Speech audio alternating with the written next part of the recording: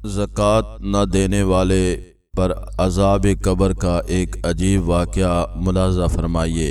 अलामा Dhabi ने लिखा है कि अलामा यूसुफ फरियाबी अपने साथियों के साथ अबू सनान अलैहि रहमा की ज़ियारत के लिए गए। अबू सनान ने फरमाया कि चलो हमारे पड़ोसी के भाई का इंतकाल हो गया है, उनकी ताज़ियत कर आए। कहते हैं कि जब इस पड़ोसी के पास गए तो देखा वो बहुत रो रहा है और हमारी ताज़ियत को भी कबूल नहीं करता है।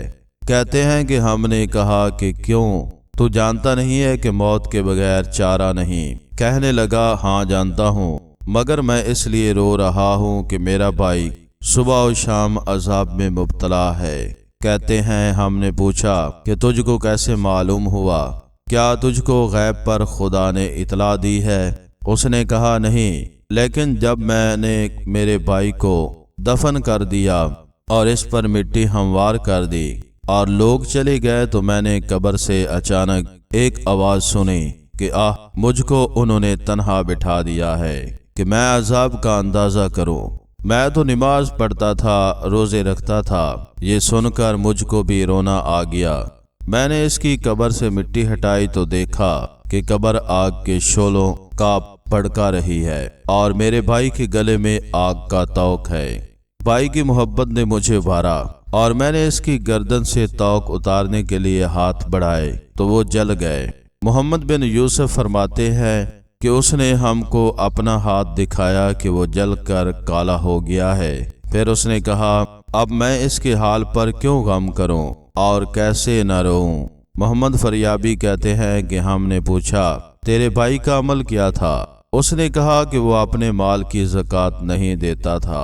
हज़रत शेखुल हदीस मौलाना ज़करिया साहब अलैहि रहमा ने अपनी बीती में अपने वालिद हज़रत मौलाना यहया साहब और बाज़ लोगों के हवाले से ये वाक़या लिखा है जो नहायत ही हैरत अंगेज़ और काबिल अबरत है।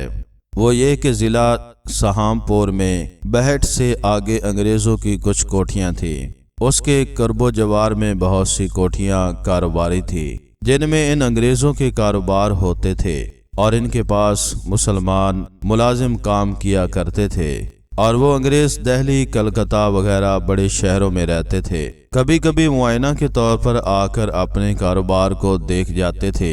एक दफ़ा इस जंगल में आग लगी और करीब करीब सारी कोठियाँ जल गई। एक कोठी का मुलाजिम अपने अंग्रेज़ आका के पास दिल्ली भागा हुआ गया और जाकर वाक़या सुनाया कि हजूर सब की कोठियाँ जल गई और आपकी भी जल गई। वो अंग्रेज़ कुछ लिख रहा था, नहायत इत्मीनान से लिखता रहा, उसने इल्तफात भी नहीं किया। मुलाजिम ने दोबारा ज़ोर से कहा कि हजूर सब जल गया।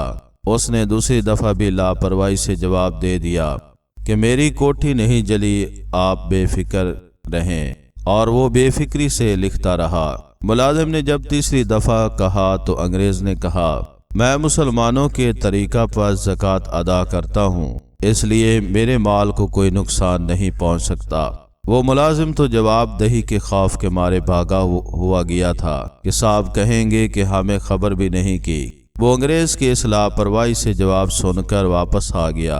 आकर देखा तो वाक़या में सब कोठियाँ जल चुकी थी मगर इस अंग्रेज़ की कोठी बाकी थी।